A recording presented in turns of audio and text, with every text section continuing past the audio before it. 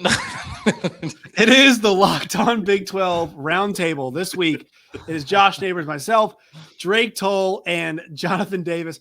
Two of the biggest homers on our entire network have joined me tonight. These two guys love their respective schools, Baylor and Texas. Will be giving thoughts on their big contest this week and also talking about some college football playoff expansion as well. That's coming up on today's show. You are Locked On Big 12, your daily podcast on the Big 12 Conference, part of the Locked On Podcast Network, your team every day. Once again, Locked On Big 12 Roundtable. Quick note from me, guys. Make sure you all subscribe to the channel. We are pushing to 2,000 as fast as we can. So subscribe. We need to get that shit up to 2,000. Come on, folks. Push it. Let's go. Push it. Let's do it. It's free, man. I promise. It's free content. 5+ days a week. We're in your feed on YouTube, giving you Big 12, conference realignment, college football playoff, game breakdowns, all that kind of stuff. All right, Drake Toll is here. Jonathan Davis is here. Locked On Baylor. Locked On, was it Longhorns? See, here's the problem, guys. You know what it is. Locked On Longhorns. Here's the problem. Some of the shows are like Locked On Bears. So, like our friend Jake Hatch is Locked On Cougars, right? Yeah. Like it's because he got a cease and desist from BYU. Locked On Longhorns. Locked On Longhorns. Locked On Longhorns. Baylor. All right, so guys, we got the news last week. The college football playoff was expanding. I mean, better late than never, I guess. I thought the best part of this was when I think it was Ross Dellinger went to our old friend Bob Bowlesby, old commissioner of the Big 12, and was like, what do you think about this? And he's just like, what am I supposed to think about this? Kind of rolled his eyes and said negotiating this stuff with the conference commissioners was absolute hell. But really, Drake, I saw Dave Aranda commented on this today. I mean, this is so dumb we had to wait for this long. It was inevitable. At some point, this had to happen. When you bring a playoff to 4 teams, it's not sustainable to do it for decades. It's killing college football in that, look at bowl attendances across the board. The Rose Bowl is at all-time low attendance. No one cares about bowl games anymore. I had talked about this on my show yesterday. It's all about revenue at this point, and they're losing so much revenue in these New Year's 6 bowl games that don't matter near as much. I was at Baylor and Georgia in 2019. There were like 15 people there. The janitorial staff outnumbered the fans that were there. Why would they care? Georgia wanted to be in the college football playoff.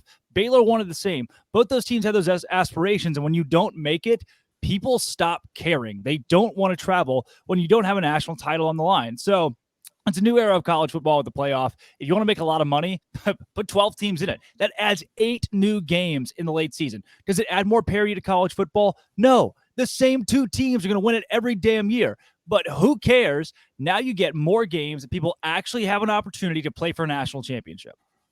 Thank you. People have been saying this stuff about like, look at the same teams. It doesn't really matter. But Jonathan, the weird part about all of this is you go back to the move for Texas and Oklahoma to the SEC when it was announced. And that's when all this started. And I'm not saying it's their fault. I actually don't think it's their fault at all. But the ACC, the Pac-12, and the Big Ten, in response to this move, initially they didn't seek out more teams, which they all should have. They didn't look to, kind of make the next move. What they all did together was they formed a block and they decided to vote against expansion for reasons that are, Jim Phillips mentioned we didn't have a 365-day calendar. What does that mean? I don't know. I've got no clue what that means at all. There's some issue with the transfer portal, NIL, and all that stuff. But isn't it odd to think Texas and OU to the SEC informed the decision to block it at first? And it really doesn't make a whole lot of sense when you think about it. Yeah, it doesn't make a lot of sense at all. And look, I'm all for the 12-team playoff. Anything that gives Texas a better chance of returning to glory. Look, I'm all for it, right? But right. I mean, like Drake said, it's long overdue, right? Anything that is going to keep fans invested late into the season. And look, we know that the championship for the next 4 years might look like Georgia, Alabama, Georgia, insert team here. Right. But either way, look, 4 teams is not sustainable. And then every year you're going to have a snub at 5, a snub at 6, maybe a team at 7 that should have got in. At least now with 12, look at the 13th team in the country wants to raise hell. Like, shut up. You know what I mean? Yeah, 12 right, teams, right. it's like win one more game. Win one more game. Yeah, thank you. Exactly, Right. So right. this was long overdue. It's good for college football. It's going to keep fans invested, longer in the season. It's going to give us more meaningful games. And all the talk about the regular season not being as important now. Look, I don't buy into it. The 12-team playoff is going to be good for college football. And they're already moving towards, the players are moving towards professional. They're getting away from the amateurism anyway. So it made sense to go towards a professional style playoff. And so college football is finally on the right track. Yeah. Beautiful. You hit the nail on the head. It doesn't kill the regular season because you know what does? A 14 playoff. Here's why. Utah just lost to Florida. They're not going to the playoff. Their next 11 games don't matter. Now you're killing the regular season by not giving a team a mulligan. The NFL, you can lose 8 games and still win the Super Bowl. I'm not saying college football. Drake, it's a good point. Also to his other point, right? Like the NFL, when they added the extra wild card, they're not like, you know what, there's one more team worthy of winning a Super Bowl. Yeah. No, it's because they want more games. It's because they want more games, not because they think the Bears can make it at 7 and 8. Right. And more money. And you get that in college football now. It's the idea that, hey, my team lost a game. We can still show up to the stadium because they could still go to the playoff. If your team, Utah loses to Florida, well, there's your season. That sucks. That's why people don't show up anymore. On top of that, look at the kids from number 7 Florida any given year. They're like, man, I'm a first round draft pick at D tackle. I'm not playing in the Rose Bowl or the whatever. Michigan State last year. Oh, dude, 100%. That goes away. Now those 2 teams are playing for a national championship and all their guys show up. Not only that, your first 4 games, your 8 play-in games are going to be really good matchups. Last year, Ole Miss and Oklahoma State would have been an awesome game. Or your Notre Dame versus Pitt. Those are really good matchups that you now bring into a scenario where they can vie for a title. Why wouldn't you do that? Right. And here's the argument I've kept hearing is about, oh, you're sacrificing excellence for the sake of access. Well, we all know the same teams are going to be there, but here's the thing is when your product it's not stale, but when we can expect something that's the same at the top every year, this only helps because look, it's 6 automatic bids. Yeah. Guys, ostensibly speaking, you could recruit at Tulsa and being like, look, if we rip off 11 wins at Tulsa or, and we win the conference title, the Golden Hurricane are going to the playoff, people. I mean, Coastal Carolina, those degenerates down in Myrtle Beach could be like, if we go 12-0, we're going to a college football playoff. Think about the amount of access and the cool stories it creates. You know what? Your excellence crap, save it. We're still going to get those games. Also, we're going to get those games anyway. Sure. Ohio State and Michigan on the weekend might not mean as much, but you're going to tell me those teams, Jonathan, are just going to punt because, the game, they're both in. Oh, so somebody's going to give ground at Ohio State and Michigan because they're both making the playoffs. BS. They're both still going to play hard. They're both still going to go at it. I don't think those sure, the stakes don't mean as much, but the games are still going to be good. Nobody's going to start trying less hard on rivalry weekend because of that playoff stuff. I just don't see that happening. And when we talk about college football, what separates college football from the NFL is the passion in these rivalries and these big games. And these head coaches are still defined by what they do in these big games, right? Jim Harbaugh can't just go out there and just say, well, I'm just going to punt on the Ohio State game, just lose to Ohio State because we're going to get ready for the playoffs, right? If you're talking about an NFL team or something, down the stretch, if they have a playoff spot locked up or anything like that, they're going to start resting starters. The product is going to be less, not as great because they're getting ready for the playoffs. In college football, you can't do that, right? You have to still. Because here's the thing too: if you were to lose that rivalry game and then lose your conference title game, I mean, back-to-back losses, you're probably not in, right? Yeah. And so, you still have to approach it I have to win every game. And then, like you said, Ohio State is never going to go out there against Michigan and give less than 110% effort and vice versa. In any of these big games, and typically you see these bigger rivalry games towards the end of the year. And like I said, head coaches are still going to be, judged on what they do in these rivalry games as opposed to what they do in a 12-team playoff. Because like we said, we still believe the creme de la creme, the top of the top, the Alabamas and the Georgias, and then 2 is way down here. Right. They're going to be where they're going to be. And so like you said, I don't think it affects the regular season at all. I think that these games are still going to be as competitive, and I don't think that the mantra that's being thrown out that you're sacrificing excellence for access is necessarily true. Drake, the people too that are out there that are like, oh, I don't want to see Georgia beat Coastal Carolina by 40. I do. You're the psychopath. I do want to see that. Right. That is so. It's college football, and it shuts up the little schools. The UCFs, I think they can win the national title. They get boat raced by 35. I like that. Give it to me every year. The next part of this we have to hit on is, So we had the news of this, the expansion. We also have the news of the Big 12 with their entering negotiations for TV deals. And Jonathan, I actually have not been able to talk to you about Texas related stuff since then. It sounds like the door is now open for OU and Texas to leave a little bit earlier. Would you like to see that, or do you still think Texas needs? You still want to kind of get a little more time in the Big 12 to kind of get themselves primed and ready to go, kind of help those recruiting classes along before you. Because here's the thing, like we saw it last year in the Arkansas game. Like Arkansas is not this top tier SEC team, but like still there was a big difference. They were that day. Yeah, but at the line of scrimmage, there was a big difference, right? And we have a year right now where Texas is playing 2 and maybe even 3 at times freshmen on the offensive line. So like, what do you want to see with the conference realignment piece kind of as we head? Because with the TV deal now and also with the college football playoff, like that kind of with the 6 AQs, that kind of guarantees the Big 12 now has value, right? If the Big 12 winner every year is going to be in the playoff, like it's kind of secure, which means the TV contract is going to be worth something, which means it's kind of time to start seeing Texas and OU out and figure out the best way to get everybody in the right position as we head forward. So do you want to see the early exit, or do you want some more time to kind of foster the roster, get some more guys in, all that stuff?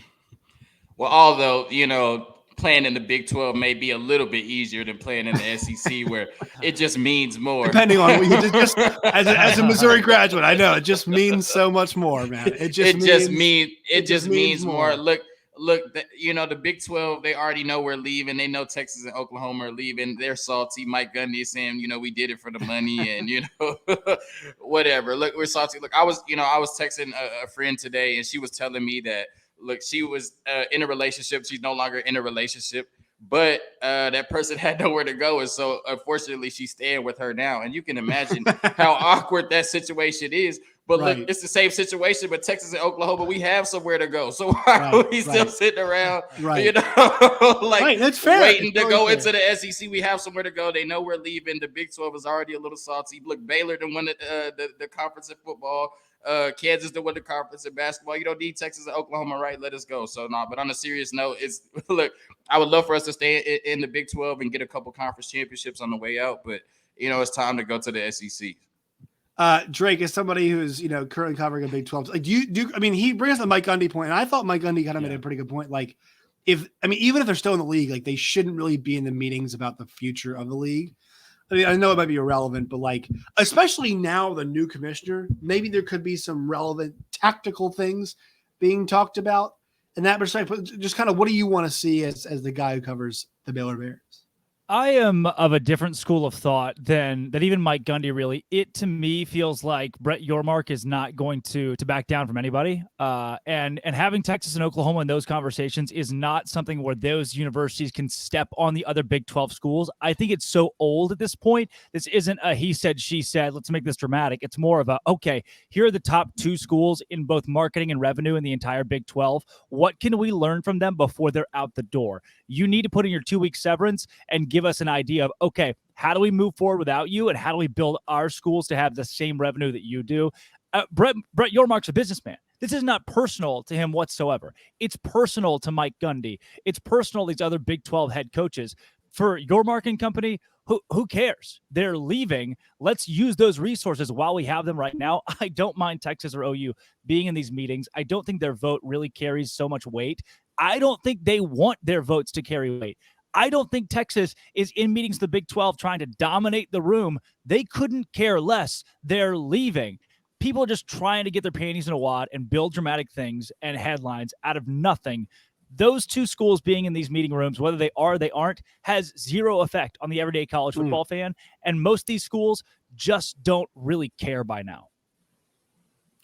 Do you think the recent news, though, kind of like with the television stuff and the CFP stuff, makes it more inevitable that they leave earlier? They don't stay until 25. Yeah, it should. I mean, the revenue. Yeah. The uptick in revenue at that point, you're going to be making so much more money that money's not an issue. Not that it ever was. And also, like, but they're going to have to pay on the way out too, right? I mean, they're going to have to. Yeah. There's money on the way out. And it's not. It's even less an issue now than it was. So just go at this point. Right. Go ahead. Yeah, go ahead, John. No, I'm just saying deuces. Yeah, I was going to say goodbye. All right, there you go. Yeah. All right. Nice. All right. So your two teams, also the reason that you guys are on really too, your two teams play in what I think are two of the more compelling non-conference games of the entire season, for different reasons. So let's go to Jonathan first on this. All right. So Texas plays Alabama this week. This one it's a helmet game. It is cool to see Texas play Alabama. I believe this was the first pick in the television draft. I think Fox had the first pick and they picked this game. They're putting the full weight of Big Noon Saturday behind it. But I just think out of all, Jonathan, there's just a legitimate curiosity. Nobody thinks Texas is going to win, but just to see like this group up against an Alabama, I think just that there's maybe even call it morbid curiosity to see it happen. Yeah, I mean, obviously there's a lot of curiosity about this game, and Texas fans will love to hear that. They love bragging about how relevant we are, so I love to hear that we were the first pick in the television draft, right? I guess that's another offseason award, but no, I mean when you look at I don't know when you when you look at the game, yeah, it's very interesting. There's a lot of very interesting components. You have Sark, Jeff Banks, and Kyle Flood, who all came from Alabama, and then you have Jaleel Billingsley, Ajay Hall, and Keelan Robinson, who transferred from Alabama on the player side. And then you have, Bijan Robinson, who's one of the best players in the country, but you have Quinn Ewers, who's one of the most talked about quarterbacks in the country. And this is only his second start, but his first real test with his first start coming against Louisiana Monroe. So there's a lot of very interesting, aspects to this game. And then you talked about it. It's a helmet game, two blue bloods in college football, Alabama and Texas. And we know that the last time they played was when Colt McCoy threw two passes in the national championship game because he wanted to preserve his storied backup NFL career. But he's still making money, so shout out to him. But that's the last time they played, and Texas has been downhill since then. And I think Alabama's lost 17 games total since then. So two complete different trajectories, but it's going to be fun on Saturday when Texas matches up against Alabama and DKR. One thing to mention too is, the last two. Saban lost to two former assistants last year, which is really interesting. But also, Sark has been very open. I think Chris Lowe out of the ESPN, but he owes a lot of his. Sark owes his career currently to Nick Saban, right? I'll never forget that when Lane Kiffin took the FAU job, and it was like, oh my God, poor Steve Sarkisian has not coached anything. He's been an analyst, whatever, but he has to go and call plays in national title game against, I think was it Clemson? Was it that was they playing? I think in that one. And it was just like, oh my God, what a really difficult situation for him to be put in. But I also feel bad, Jonathan, because people kind of been taking some of the comments Sark has made out of context about the culture thing. And he made the comment about the better culture. In context, that comment was about I just hope we have a strong culture this week. And our guys are not concerned about being individuals, but playing as a team. Very much a Nick Saban idea.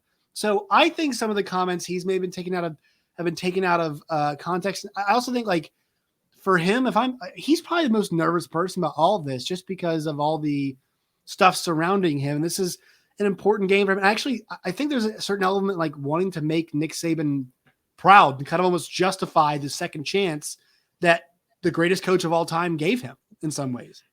Yeah, so I talked to Chris Gordy about it, and like you said, his comments where he said, I think a strong culture can beat talent.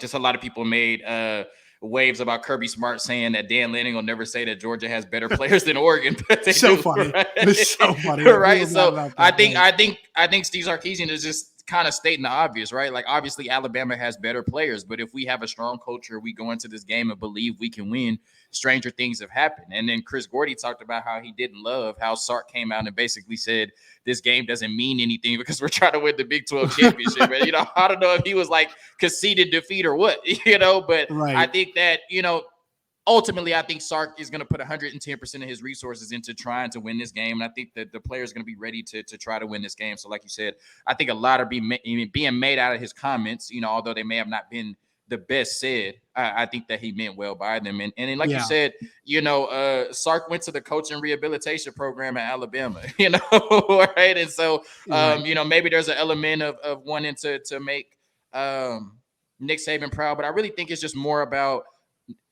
Sark is established as a play caller, but he's nowhere near established as a head coach, right? He's never won double-digit games in a season. He's coming off of 5 wins at his first season at Texas. So I think more important than making Nick Saban proud is making the people that signed his checks proud, right?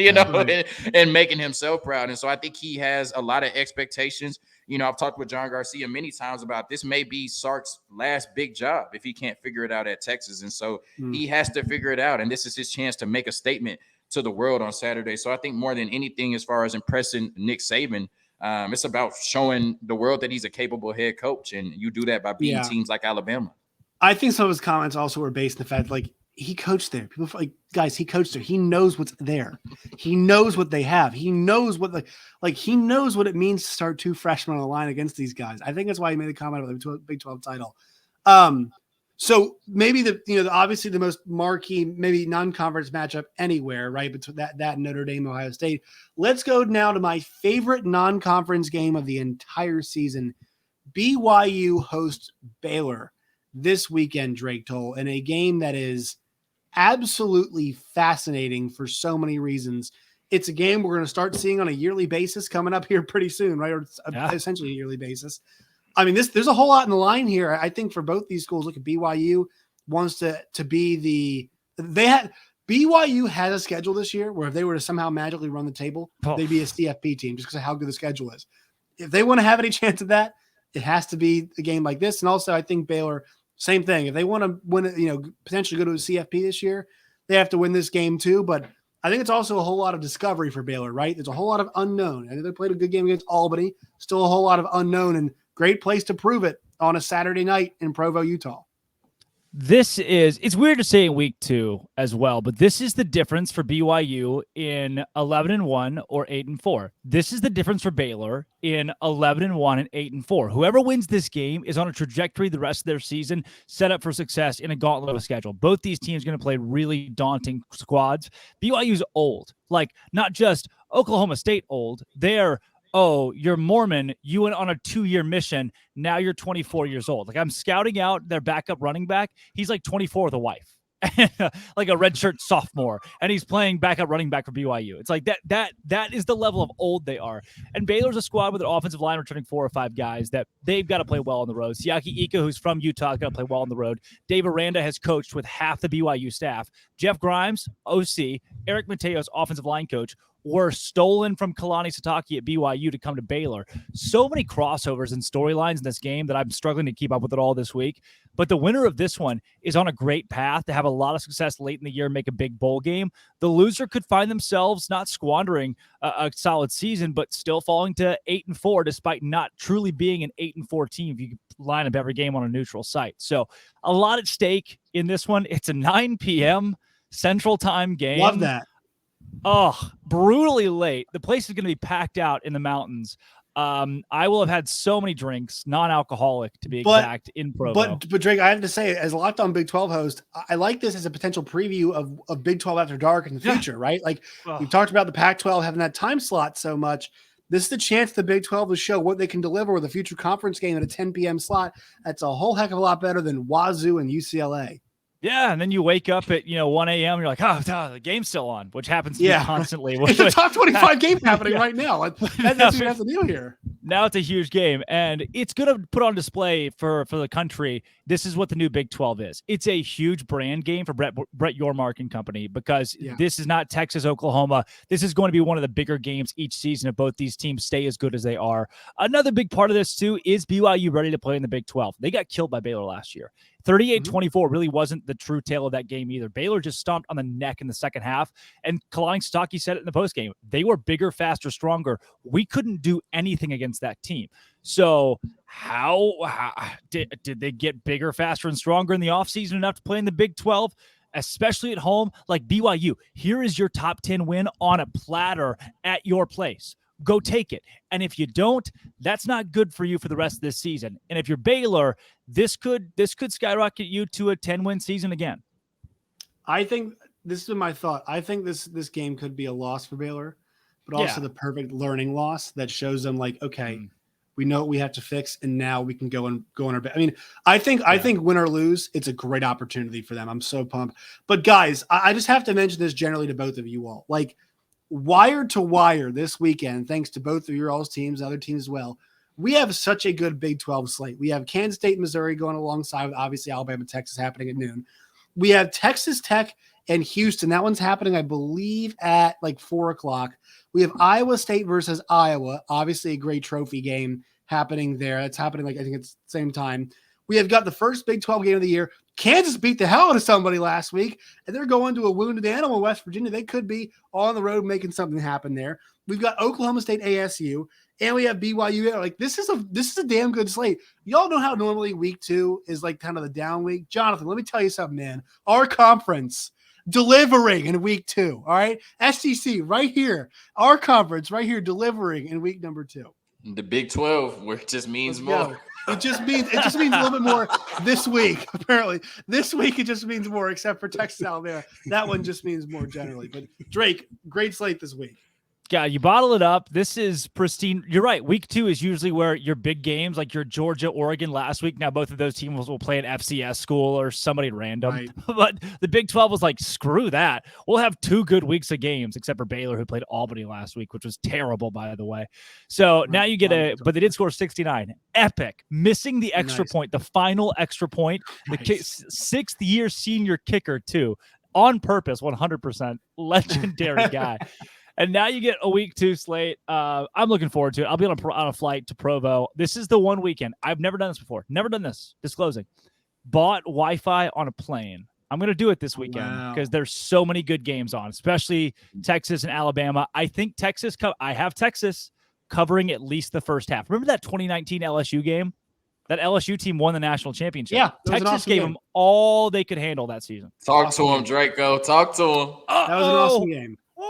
Watch out. They're going to fire me. I do not think they cover, I'll be honest. I think they have to win the turnover battle to cover, and they probably won't do that. So I don't like their chances to do it. I'm sorry, Jonathan. All right. I'm not the one playing on Saturday. All right. All right, guys. Time for plugs. Jonathan, where can people find you and your work and all of its variety? They can find me at Locked On Horns. That's the professional Twitter. You can find me at Johnzo Ball. That's the personal Twitter. And, of course, you can find Locked On Longhorns wherever you get your podcasts and on YouTube. Like, subscribe, and support the channel. Thank you. Hook 'em. Drake. At Locked On Baylor on Twitter. Subscribe to the YouTube, by the way. It's like 666 subscribers today. Can't have that, guys. This is Baylor. We can't have the school. We actually, it's not nice for you all, not for the Christians. Either somebody unsubscribe or like multiple people subscribe today, please. Also at Inside SI's Inside the Bears on Twitter as well, or InsideTheBears.com. All kinds of Baylor coverage there. I will be in Provo this week, updating everyone on Baylor, BYU, Baptist, Mormons. All right. So that's great about the Christianity bit. Also, congratulations on your SI stuff now. Very proud of you for that. Thanks. We're getting you off. You're at 655, so I just put you at 656. So not a bad number to be at. All right. I just gave you the sub for the Locked On Big 12. You guys can find me on Twitter at LO Big 12. Find me personally at Josh Neighbors _. You guys can find us on YouTube.